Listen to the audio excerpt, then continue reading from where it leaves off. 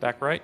Devin, you just mentioned some of the legends that have been associated with this award, with this competition. To know that you're bringing that part of the legacy back to Phoenix, a city that's, obviously had some ups and downs with the Suns team this year, what does that mean to you?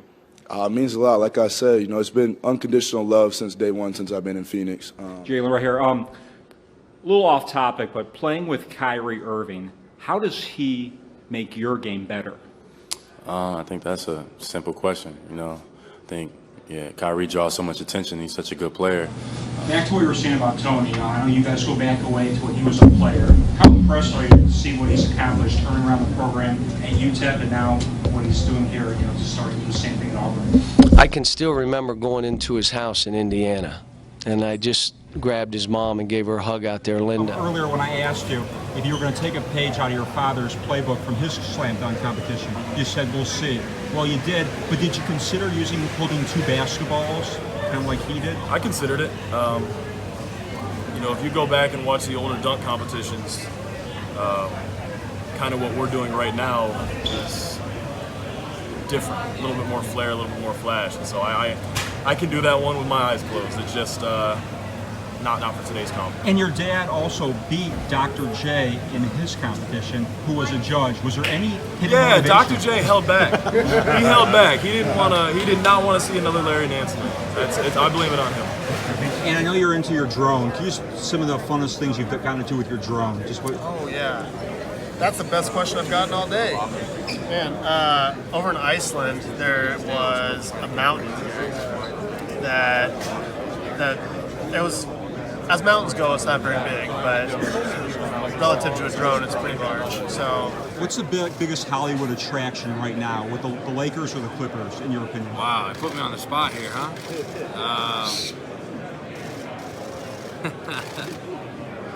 I know there's a lot of Lakers fans in our clubhouse, so I guess I gotta go Lakers. And last thing, if there would ever be a movie made about your life, what actor would you want to play you? Adam Sandler. Okay. Any reason? Just because? Or? I like Adam Sandler. All right. What's the bigger attraction in Hollywood right now, the Lakers or the Clippers? That's a good question. I mean, I think it's pretty even right now, so that makes it fun. I think the era of the super team might be done for a little bit, so it makes the NBA a little bit more exciting. And last thing, if there would ever be a movie made about your life, I have no idea. What actor would you want to play you? I don't know. Okay. I'm not sure. Okay. Cece, when you look at your career as a whole, considering that you started here and now here you are at the All-Star game to really kind of cap it off, how would you describe, if you could write a book about your career, how this has gone for you? Oh, it's just been a fairy tale. It's been a storybook. Being able to start my career here with this great organization, kind of grow up here, and then, have a chance to end it here with the All-Star game is just, I couldn't ask for anything more. And Cece, last thing, if there would ever be a movie made about your life, what actor would you want to play you? Oh, I have no idea. Pick one. I have no idea. Right. Thanks. What's the most common Justin Bieber joke you've ever gotten? Usually people aren't too creative. I wish they were more creative about it, but I like to talk smack a little bit, and when you're talking with your teammates and you got them beat, they'll usually just be like, okay, Justin, and that's all they got. So when they say that, I know I got them beat. And when you think about just, in time where your numbers could stack up against some of the greatest Yankees of all time, Babe Ruth, Mickey Mantle, Lou Gehrig, what do you think about when you think of that? I really don't know what to say, to be honest, especially hearing those names and to even be in the same sentence as some of those guys is an honor in itself, but for my game to be, in the likes of those guys, it's quite humbling, to be honest. And last thing, I know you've got some little munchkins crawling around at home. What's more difficult and challenging, managing them or dealing with the hot heat and pitching that Arizona has to offer? The kids are a million times harder than, especially heat. Heat, you could just deal with that, but kids are tough. Saquon, how do you see your game transferring to the next level, to the NFL? When you look at it, big picture. Okay. Was expecting that question today. I feel like I'm in an interview.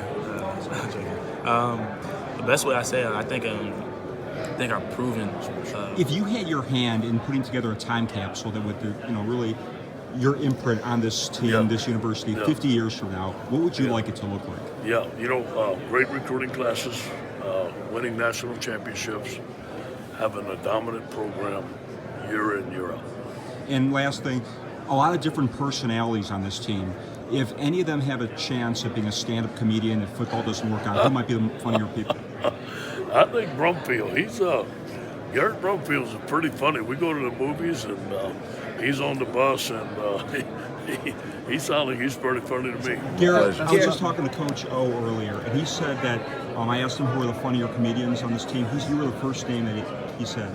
What does he know about you that the rest of the country does not? Oh, man. This is one thing I always say. People say, oh, Garrett's funny. The things I say, this is my real life. How about if you were stranded on a deserted island and could only take 3 things? What would they be? Oh, I like that one. I need a machete. I need duct tape. And I need waterproof matches. Why duct tape? Duct tape is... How you gonna make a house?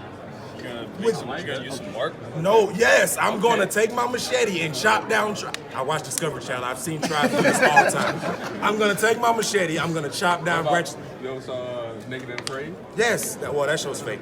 But no offense to the people that make that show. It's a pretty cool show. I watch it, but I think it's a little scripted. Reality TV is kind of scripted nowadays. But gonna chop down trees, chop down branches, duct tape, boom, boom, shelter, leaves, mud, mixture, all of that, shelter.